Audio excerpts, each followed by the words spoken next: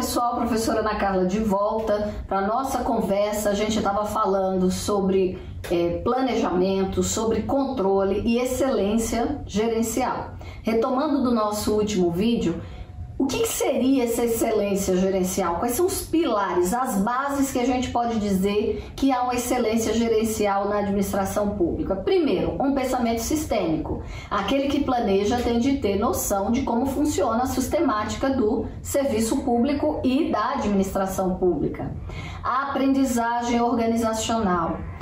Toda vez que a gente fecha um ciclo de uma política e que há ali um controle, dali sai um aprendizado organizacional do que melhorar, do que repetir, do que não fazer, do que mudar. Então essa aprendizagem organizacional, essa gestão do conhecimento precisa ser mantida num modelo de excelência gerencial. Cultura da inovação, a gente não pode ter medo de testar de um jeito diferente. Ah, mas não pode fazer, né? No serviço público a gente tem muito isso é atávico, é quase que algo difícil da gente se desligar, mas não pode. Por que não pode? Ah, porque sempre foi feito assim, essa é a pior resposta, né? Porque sempre foi feito assim, é a pior resposta que a gente pode dar. Ah, não, porque a lei não permite. E aí você tem de pensar, a lei não permite ou uma das interpretações possíveis da lei é essa que nós estamos usando? Então a gente tem de ter essa ideia de fazer de um jeito diferente, porque se a gente não fizer de um jeito diferente, gente, a administração pública não vai melhorar nunca. E quando a gente fala de gestão gerencial e de controle de administração para os resultados, a gente tem de partir do pressuposto que a gente vai fazer diferente ao final do ciclo. Se a gente está barrado a fazer o diferente, é sinal de que a administração não vai desenvolver e não é uma gestão de excelência e tampouco uma gestão por resultados. Tem de ter uma liderança e constância de propósitos, orientação por processos e informação. A gente tem de ter uma visão de futuro, gerar valor àquilo que foi feito. Comprometimento com as pessoas, a gente precisa ter cuidado com o servidor e cuidado com o cidadão. São as pessoas que estão envolvidas dentro da organização. A gente não pode ver a máquina pública, a administração pública como um rolo compressor que passa por cima do cidadão e impõe a sua vontade, ou passa por cima do servidor e não lhe ouve, né? Foco no cidadão e na sociedade, desenvolvimento de parcerias, a gente tem de perder o medo de se relacionar com a sociedade. E aí eu falo sociedade organizada, civil ou sociedade de mercado. A gente tem de perder o medo e aprender com essas pessoas que têm algo a nos dar e a nos ensinar. Responsabilidade social. Controle da sociedade, transparência da nossa parte e controle do lado da sociedade. E uma gestão participativa. A gente tem deixado para trás o histórico, né, da gestão que era hierárquica e impositiva e caminhamos a passos largos para uma gestão horizontalizada e participativa. Isso tem de estar no pilar da excelência gerencial de um Estado. Além disso, vocês sabem que o Estado brasileiro já passou por vários modelos e tentativas e precisa passar mesmo, de tempos em tempos isso tem de ser feito, vários modelos e tentativas de qualificação da gestão. Então, no histórico das renovações dos modelos de gestão, a gente tem aí desde os anos 60, 70, o próprio decreto 200 dos anos 60 é uma tentativa, a instituição do modelo burocrático da década de 30 foi a formação do modelo e de lá para cá ele vem passando por várias alterações. Inclusive, por esses dias, o presidente da República encaminhou ao Congresso Nacional um novo projeto de reforma da administração. Então, esse é um tema permanente que está ali, né, demandando de nós pensar e rever. Isso faz parte de um modelo gerencial. Mas tem um desses projetos que foi encerrado aí em 2017, que deixou uma base teórica recente,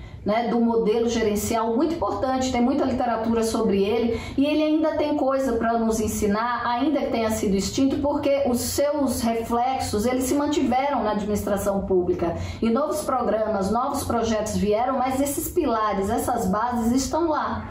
Quando a gente pensa, né, que programa é esse? Chamava Excelência em Gestão Pública ou GES Pública.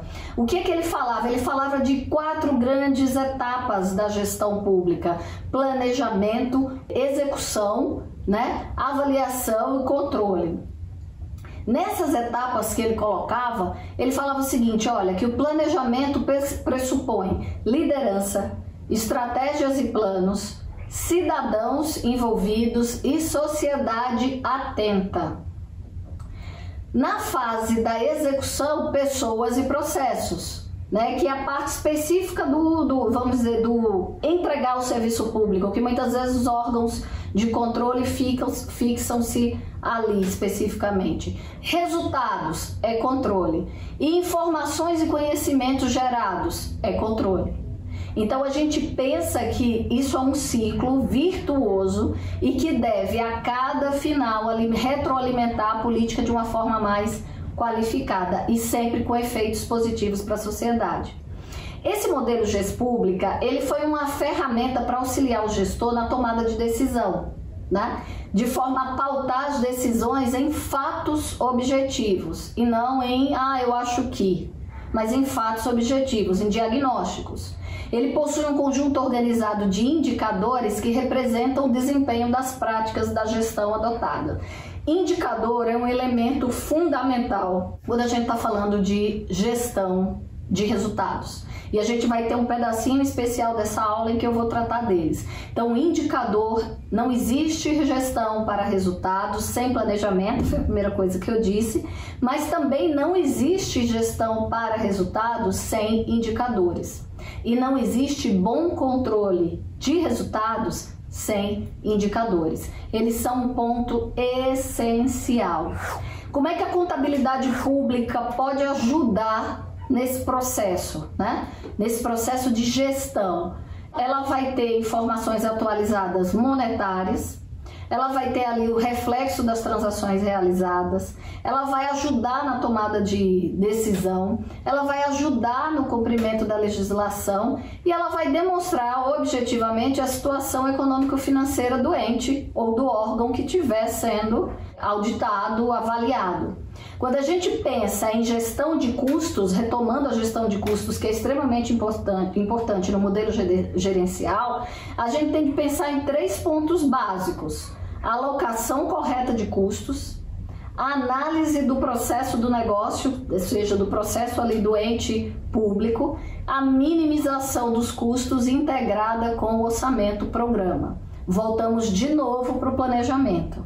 Não há gestão para resultados, não há controle de resultados sem planejamento. E onde que a gente vai encontrar o planejamento espelhado? No orçamento público, nas leis orçamentárias, com um destaque maior para o orçamento-programa e a lei orçamentária anual e a lei de diretrizes orçamentárias, também com vigência anual.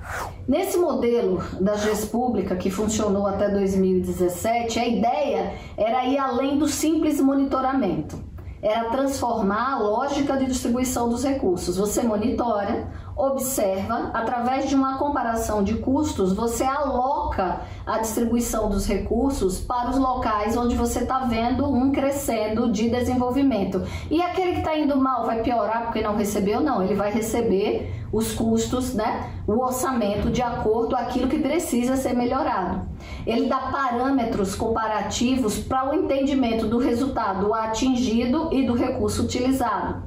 Propicia maior transparência e possibilita que a sociedade exerça o direito de monitorar o governo. O Ministério do Planejamento e Orçamento e Gestão, esses ministérios vão mudando, ele fez uma das cartilhas que foi feita sobre esse modelo do Gespública, é muito interessante, que ele fala o seguinte: ainda há um caminho a ser percorrido na transformação do paradigma centrado no Estado para o outro centrado no cidadão, o que torna a tarefa da gestão pública mais complexa do que aquela realizada por empresas privadas. É necessário entender as diferentes dimensões da cidadania, na qual transcende a condição de cliente. Cidadão não é cliente, cidadão é cidadão. A gestão pública, a administração pública não é uma empresa privada e não pode funcionar na lógica da empresa privada. Mas isto não quer dizer que ela tenha de ser ter prejuízo e ser ineficiente, porque aí você está tirando o dinheiro do cidadão para aplicar de uma forma inadequada. Nesse sentido, quando a gente fala de transição do controle de conformidade, que é o que a gente está acostumado, legalidade, né? Bateu na lei, esticou, é assim que está na lei, é o que a gente está acostumado. Para fazer a transição do controle de conformidade para o controle de qualidade, a gente precisa de uma redução imensa da assimetria de informação entre governo e cidadão. A sociedade não é alguém que se opõe ao Estado ou ao controle interno. Ela é um parceiro de apoio ao controle interno e é quem de fato tem o poder em relação ao Estado. A gente precisa ver a sociedade com outros olhos, né? É necessário então transparência, accountability, que é uma palavra em inglês, mas vocês já ouviram várias vezes aqui no curso, e tem a ver com saber certamente quem tem as funções e se responsabilizar por elas, né? Pelos resultados, funções e resultados. Destacar como é relevante a governança pública, né? Decidir ao lado da sociedade civil organizada ou através da sociedade mercado. É importante que o Estado tenha essa governança. E esses melhores resultados, eles têm de ter como referência, como régua, economicidade, eficiência, eficácia, efetividade e equidade, diminuição das diferenças. Enquanto a gente tiver diferenças gritantes, a gente não pode ter uma política pública justa, correta.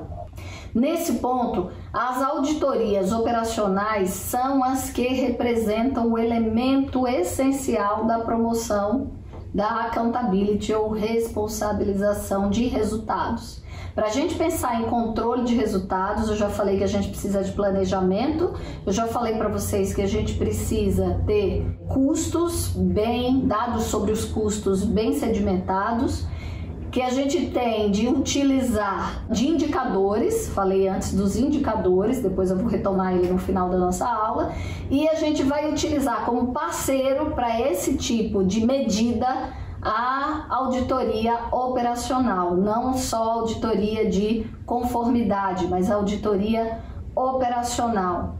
Essa emenda constitucional 19 de 1998, que trouxe essa ideia de gestão gerencial ou nova gestão pública dentro do serviço público, ela realçou o interesse nos resultados alcançados pela administração pública. Ela colocou expressamente como princípio do artigo 37 caput eficiência. Então ela ressaltou os resultados alcançados, né? Ela impactou os imperativos de controle da administração pública quando ela exigiu que se controlasse resultado. Ela veio na ideia de atender as expectativas do cidadão. Não é o Estado mais que dita ao cidadão qual é a necessidade dele, mas o cidadão diz para o Estado qual é a necessidade. Ela faz com que sejam alcançados, né, se avalie, se diagnostique se foram alcançados os resultados esperados. Ela gera o dever de responsabilização do poder público através da avaliação do desempenho dos programas governamentais. Então, esse controle, que antes era restrito a auditorias de conformidade e regularidade, hoje em dia parte para auditoria de resultados, né? E quem melhor faz isso? A auditoria operacional, porque ela amplia o leque de atuação, né, do controlador, avalia o empenho dessas organizações públicas a partir dos 5 E's que eu já falei para vocês. Ela, avaliando o desempenho, ela norteia as próximas políticas do gestor e ela terá uma utilidade à atividade governamental. Quando você vai para a auditoria só de conformidade, ela tem uma utilidade restrita, porque ela não é retroalimentadora em grande aspecto de processos e de entregas. Ela simplesmente diz legal e ilegal. E aí você mexe naquela prática ou naquele ato que era ilegal, mas você não consegue qualificar a gestão, tornar a gestão melhor. Então a gestão por resultados, ela tem uma outra lógica. Ela é apoiada por indicadores de desempenho. Ela é uma conexão importantíssima entre o desenvolvimento da administração pública e as práticas das políticas públicas. Então, ela tem uma outra lógica, nos leva para outro lugar, né? A gente sai de um lugar de conformidade para um lugar que a conformidade é só o primeiro passo, mas o seu destino como controlador é buscar o resultado. Eu encerro aqui este vídeo, passo para o próximo vídeo conversando com vocês ainda sobre esse grande tema da gestão para resultados e do controle da gestão para resultados, falando sobre auditoria operacional. Te espero lá em alguns minutos.